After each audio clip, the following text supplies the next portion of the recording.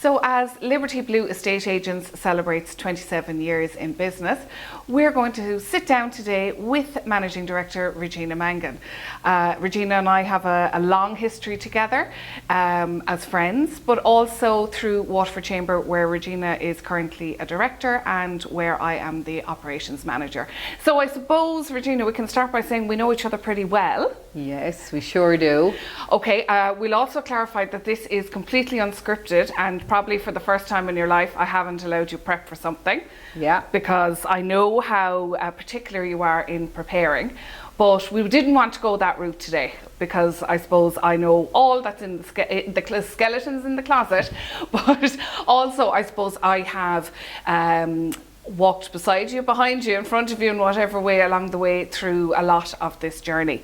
I suppose your path to success is pretty well known, about coming to Waterford and I suppose starting Book a Room after working for Adelphi Suites. But 27 years, it's a long time. How are you feeling? Well, I can't believe it because it's like almost 30 years. I was like 15 when I started. Yeah. It's incredible how time flies. It goes like this. There's been many ups and many downs, you know, and speed bumps and all the rest. But I do feel very privileged. And, you know, so you mentioned the word success. It's such a subjective thing. Like for me, to be able to choose the people I work with, to be able to choose the clients I work with, to be able to create a life that is healthy and happy, that's success. Absolutely. And I know, obviously, happily married, you have a beautiful son, you live in gorgeous on Rhine. So from that perspective, you know, the package, you have your mum and dad near you now as well. So there is that family life that actually, as much as you are known for your business life, that is hugely important and more important to you. It is, and it goes back to our values and what matters in life. My parents are in their autumn years, and they moved from an old farmhouse in County Limerick 3 years ago in the middle of the pandemic. Persuaded them to move to Dungarvan, although it didn't take a huge amount of persuasion. I was surprised, but their lives are transformed. You know, they can drive to the sea for a walk. They're a 3-minute drive from the community hospital when things go wrong, because let's face it, as our parents get older, they need more care. And obviously then it's a transformation for me and my family, because we enjoy my parents on a Sunday for lunch. Pierce watches matches with my dad and Ariel, my husband. So like, and my mum and myself enjoy a chat outside over a glass of wine on a Sunday. So it's very special. But that was part of my own strategic plan, which was to try and bring my parents closer, because knowing that it is the natural cycle of life, that, you know, as people age, they have more health issues. And I knew that going up and down the road would be very, very stressful, to be honest. So, which you had done since you were 17. You know, you hadn't moved back to Limerick. You were very close to your mum. Yes. You know, and I suppose even in the space of 3 years, you made a comment to me last week, they wouldn't be able to do it now. No. So it was, timing was everything. Yeah, and for anyone watching, I would say that if, you know, it is something to consider, because as we all know, nothing stays the same in life. You know, change is inevitable. And on that subject of change then, let's talk about the morphing of your business cycle that has morphed into Liberty Blue Estate Agents. So you saw a gap in the market, you set up Book a Room, which was a rental and letting agency. Yeah. So what was it that you spotted at the time? Well, my background was hotel management. I trained with 40 hotels. I lived in the UK. I came back to Ireland, worked in Bray, then came to Waterford to set up an apart hotel. And I saw a gap in the market. There were no letting agents. There were none in Waterford. I don't think there were any in the southeast. Auctioneers at the time were doing a teeny weensy bit of it. But then we had no apartment blocks. Back in 1997, there were no apartment blocks in Waterford. It was, people weren't really buying for investment reasons. So I was young and clueless, which goes a long way.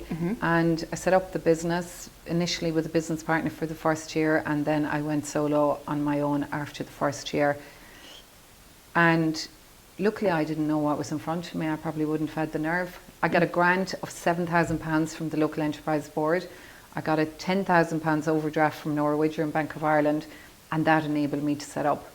But it wasn't all plain sailing, was it? I mean, you had a few different moves to different premises. I think I recall at one point, nearly in the middle of the night, coming in, we were living together at that time, driving into town, putting sandbags at your front door because the flooding relief hadn't been done. Oh, yeah. You know, we shared a house with a couple of girls. We had a great time, didn't we? We sure did.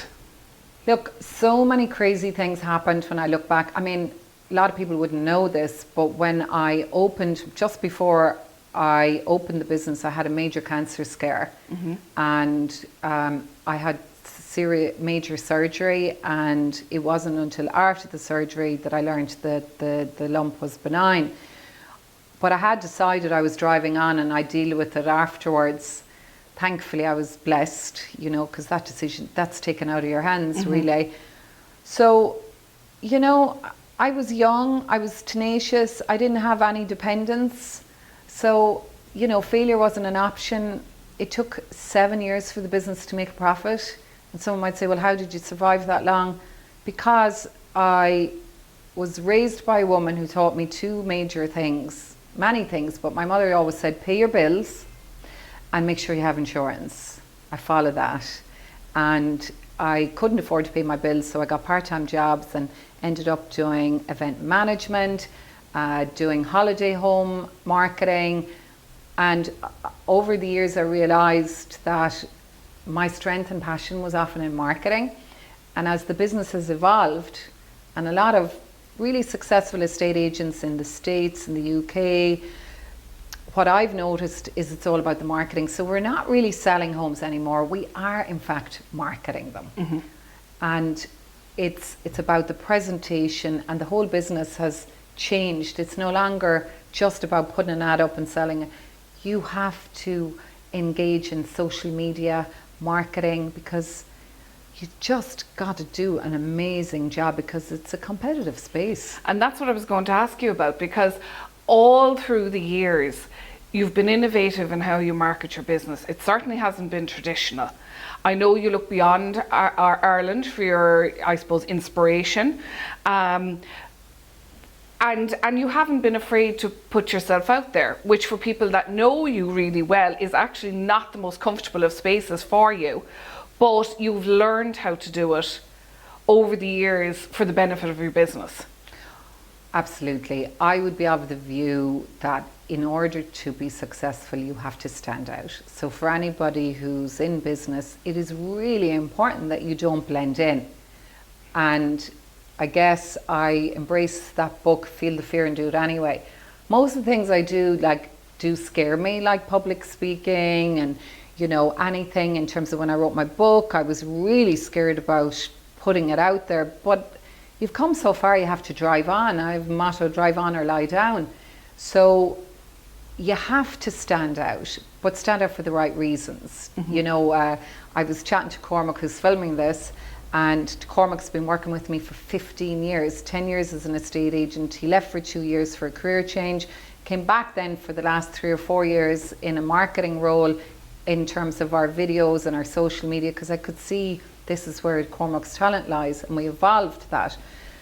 But like, I said, Cormac, what do you think makes us stand out? He said, do you remember the time that you hired this blow up Bruno guy? He was, I don't know how many foot, but he was ginormous, and we put him at the roundabout outside of the train station. It caused a traffic jam. It was in the newspapers. I got a call from the guards, get it down, it's going to cause a crash. I had a friend once who said, if they're not talking about you, you might as well be dead. Look, you've got to get your message out there. It's called, I suppose, maybe a touch of guerrilla marketing.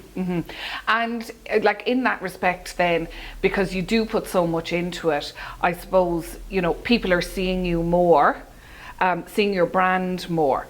So in the current environment of social media, etc., I assume you believe that there is no such thing as overexposure, because the more your brand is out there, the more people will think of you first. Well, look, we try not to talk about ourselves all the time and about, oh, look at us, we're great. It depends on what you're talking about, what you're messaging. For us, our community is really important to us.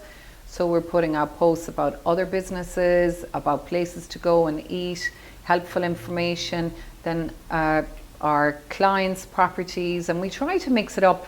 Like, social, after all, is social. So we want to try and keep it social and try and involve as many of the team as possible, because, you know, I have a business because of the really good people I surround myself with. So that's really important. And I like the way you all do it. And a few more, you'll see new faces coming soon. Yeah, so it's not just you. This business absolutely is not just you. And it can't be, and it can't be just me and Maria. It has to be, like, you know, Mert started videos last night, the Live After 5, Dara does them. We'll see John soon talking to investors. So it's important, you know, that people see our team. It's not the Regina show. And so you're building a brand that will exist long after you retire. Exactly. Which I'm glad obviously, you didn't say died. No, we'll park that for the minute, even with your health scares. But with the I suppose, the succession planning and, you know, looking to the future and all these things that are so important now. I mean, you want Liberty Blue to exist post Regina Mangan. Of course I do. And we had our mentor in this morning, Tony, who's coaching John, our manager, and he coaches me as well, so I can be a better manager, because, you know, when I'm helping people, sometimes I'm dying to just give them the answers, and now I'm saying, no, Regina, check yourself, let them come up with the answers themselves, empower people, because that's really important. And you mentioned, Tony, mentoring has been so important to you down through the years. You'd be the first to say, I don't know everything. For sure. Like, you know, I've spoken a lot about Sanjay Gandhi, who has been my mentor for the last few years, and Sanjay's had a major health scare. He had a brain tumour removed in the last 6 months. But he's an inspiration to me. You know, I went for dinner with him and his family and friends there recently in the UK, and he asked me, this is a man who's like recovering from major surgery and major illness. So what excites you? You know, and I was sharing that with him, and he's questioning me, why? And it's really important to be challenged. Like, even beyond that, we work with Paula, who's our marketing consultant. She's always challenging me. And she's like, Regina, you can't do that, or you have to do that. I said to her the other day, you're very bossy.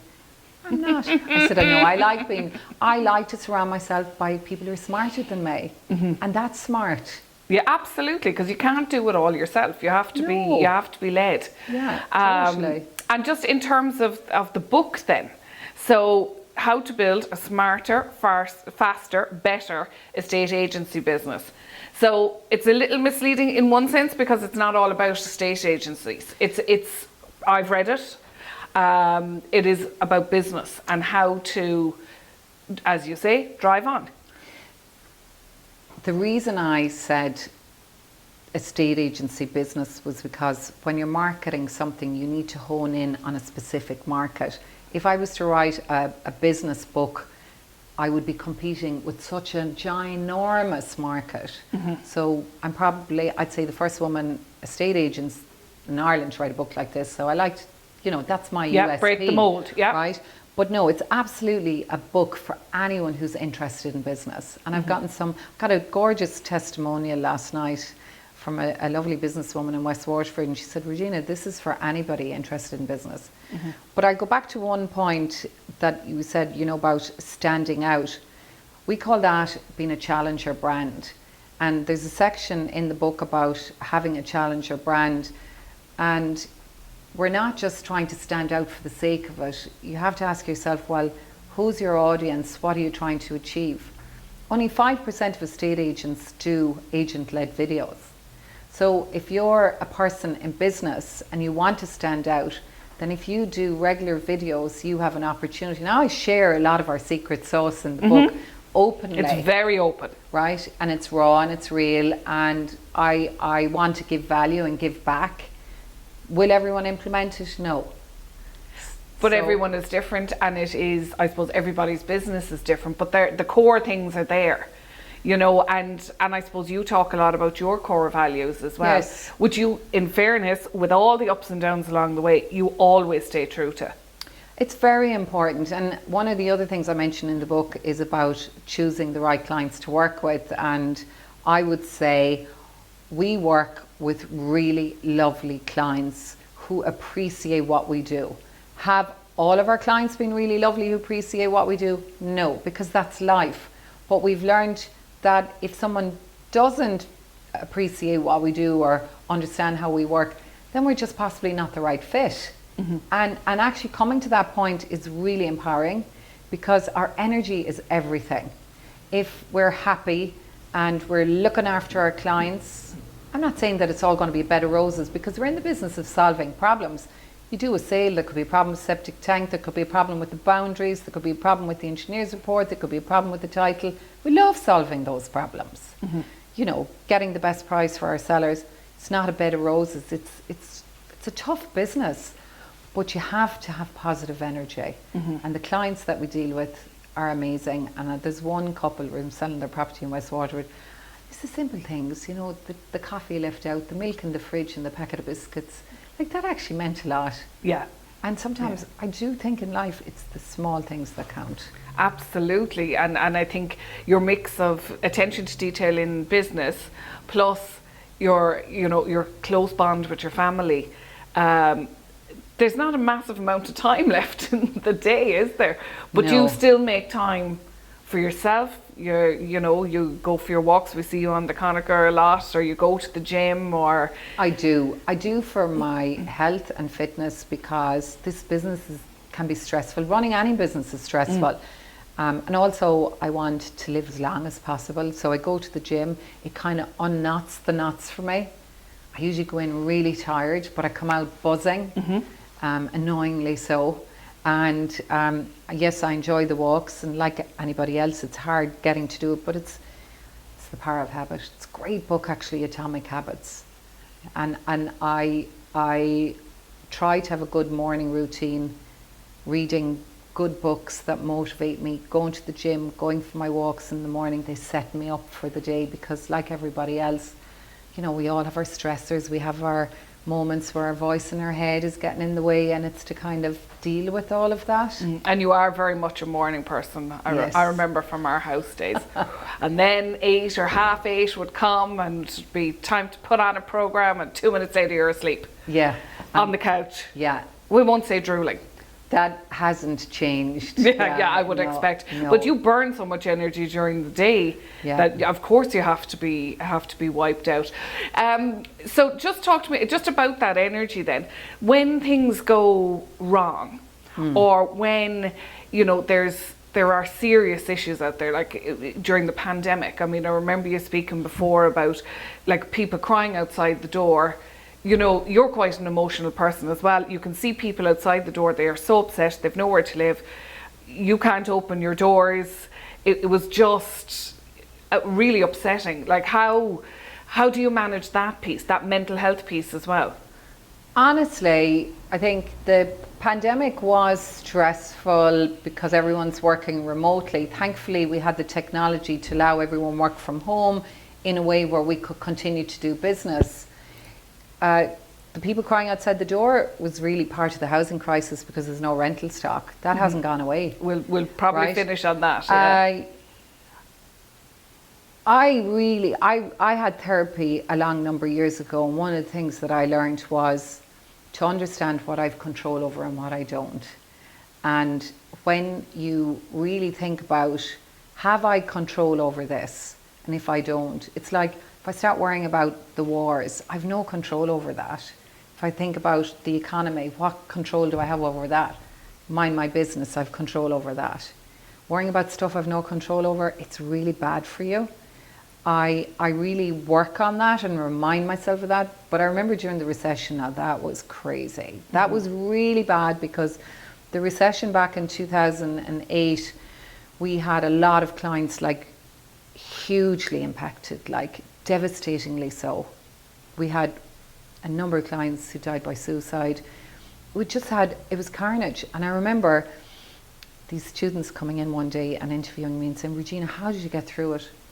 I said, I was watching Vincent Brown, and he used to come in the morning and felt so, my energy was drained. It was like Armageddon, oh my God, all these things. And I switched the channel.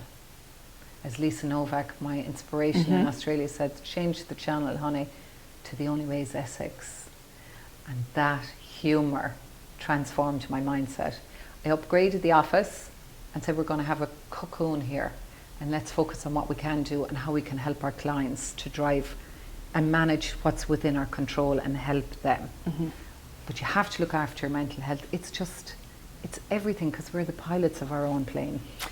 And yet, as much as you do have your cocoon and your team and all that, you love getting out into the community and helping there. I mean, obviously you're a director of chamber, you know, you've done work for Pieta, you have done, I'm not going to list all the charity work that you've done, but you feel a responsibility within the community as well. I do. Well, I had the privilege to be involved with John Darcy, our manager, in a charity auction in memory of Cian Nugent, who tragically drowned a year ago near Ardmore. And we know his mum, Niamh, who's an extraordinary woman. And the money, Niamh decided to have a charity auction, art auction, and the monies raised will go to the RNLI. That was an absolute, yes, of course, RNLI within our community, in memory of Cian and everything.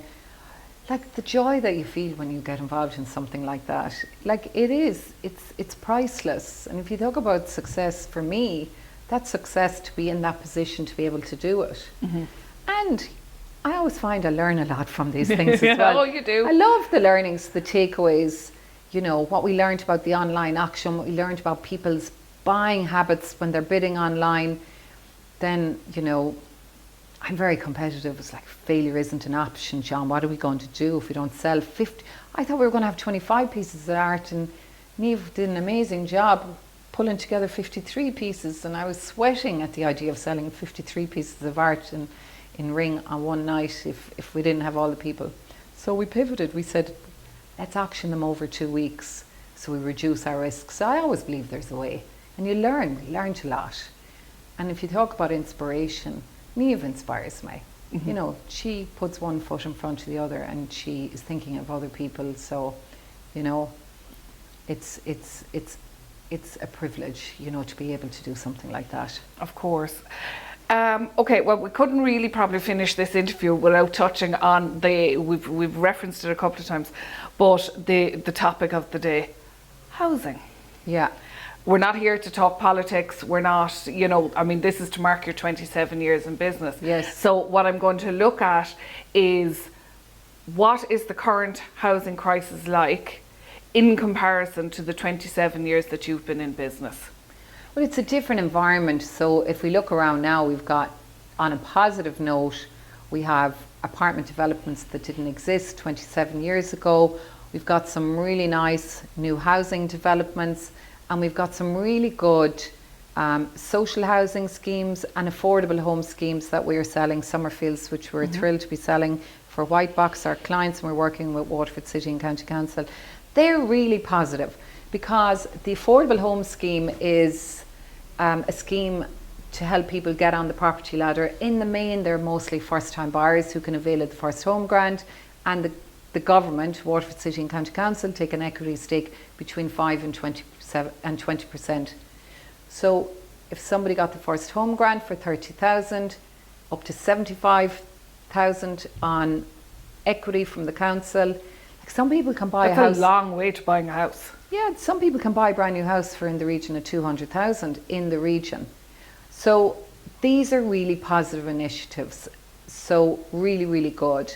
It also I'm waiting for the but here. But it also means that if people are renting and they're moving out of rental property into one of these homes, they're freeing up a rental property for a renter. The problem is that we don't have enough sales stock on the market, because people can't sell because they've nowhere to move to. But the rental crisis is very significant, and it's a political issue that the politicians are trying to please the masses, when actually the people it's going to hurt the most are the people who are the angriest, which is the irony of it. Like, I was speaking to John there yesterday about it. We've handed out the most notices to quit probably in the last 4 weeks than we have in years, about 15. So in the space of 1 month, these are landlords. These landlords are mom and pop property owners. They have a rental property that's in the rent pressure zone. And remember, it's not a one-size-fits-all problem. They have to sell because it's not worth their while anymore when the tenant moves out. Yep. For example, I'm selling a property at the moment where the owners, they're an elderly couple, and the rent they charged the last tenant for a 2-bed was €400 because she was a lovely tenant. Now, when they go to rent that property again, they could only rent it for €420. So by the time you pay tax on that and everything, and pay maintenance and everything, it's just not worth their while. So they're giving notice. Yes, a homeowner will buy it, but you have to have a rental stock for a functioning economy. Like all the nurses that come off the planes to work in our hospital, they don't have the means or whatever to buy a house, or maybe the confidence that they want to stay here forever, to buy their forever home. They have to rent. You've got companies on the industrial estate recruiting. They're transient staff. They have to have rental property. We just heard of the IBM announcement this morning through Red Hat. I mean, they're going to significantly expand their workforce, highly skilled jobs. So say they're coming from all over the country, where do they go? So I'd like to focus on potential solutions. So people who have a pension, who are looking to invest, there is an opportunity to invest in Waterford, to buy a rental property from any agent, any person, and get it through your pension, and then you are investing in Waterford. You're getting a good return on your investment if it's the right property that's not carnaged by the rent pressure zone. But there are opportunities out there, and you're solving multiple problems, and your asset could potentially increase over a number of years. Are there properties to rent and buy in Waterford at the moment? Absolutely. We sold a property in the infirmary, and the owner can get a 7% return on her pension. It's a beautiful development, and she bought that through us. But there are other agents selling great properties with a respectable rental return, but some people are just browned off. They're on negative equity, they've got a mortgage. Again, it's not a one-size-fits-all. The property in Dungarvan that I'm selling that was rented for 400 would not suit an investor for the reason I mentioned. Okay. I'm going to finish on going back to something you mentioned ages ago, which was about your mentor, Sanji, and Yes. he asked you, what excites you? Well, growth always excites me. And there is something I'm really excited about. We are going to be selling our first farm. So I've said it out loud, right? And it's Back to your roots, eh? in County Waterford. It's a really big deal. I'm super excited about that. I'm excited about our new media suite that you're sitting in, about the developments that Cormac and myself and the team are going to do around our whole media and marketing, because we want to take it on to a new level. And I'm excited about that. I'm excited about expanding more in West Waterford. I'm excited about growing my team.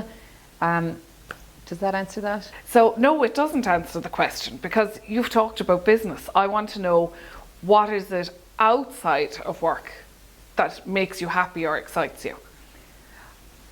It's the simple things. I love the simple things in life. For example, my parents coming on a Sunday for lunch, the preparation that morning, going for walks in the Conager, having a glass of wine at the weekend with my husband Ariel, going to the GA matches, going to training with Pierce.